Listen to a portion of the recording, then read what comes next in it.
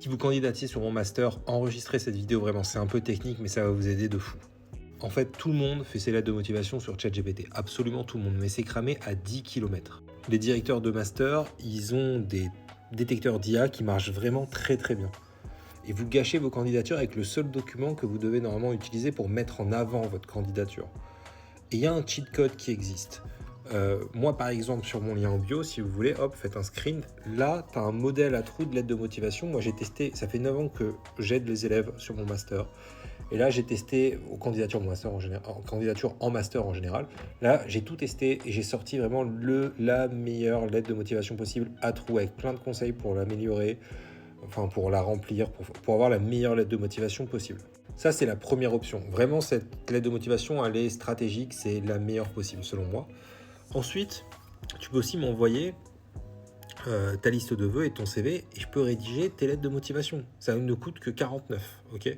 J'en rédige 2 dans 2 domaines différents, mais je t'explique comment les adapter pour tes 15 vœux. Donc vraiment, tu n'auras rien à rédiger, hein, voilà. Tu auras les deux. Et je les rédige honnêtement, tu vois, c'est rédigé par un humain, hein, je le précise, c'est rédigé par un humain. Donc, ça, c'est ultra important. Il y a plein de personnes qui proposent la rédaction des lettres de motivation sans IA. Profitez-en, voilà, que ce soit avec moi ou avec d'autres même.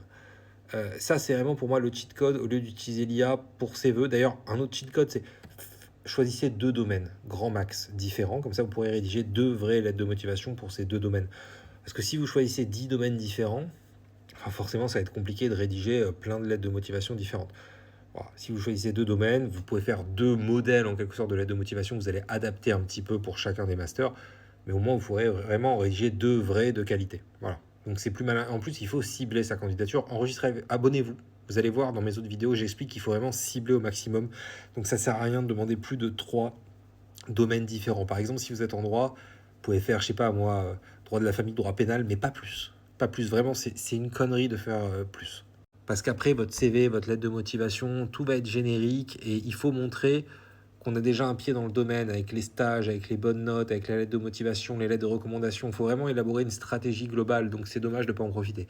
D'ailleurs, si vous avez un problème avec la stratégie globale, on peut se programmer 1 heure en visio, ça coûte 59, où j'analyse tout votre dossier et je rédige une lettre de motivation. J'analyse aussi votre liste, je vous propose des alternatives dans votre liste, j'analyse le CV, etc. Là, c'est plus pour vraiment un coaching global.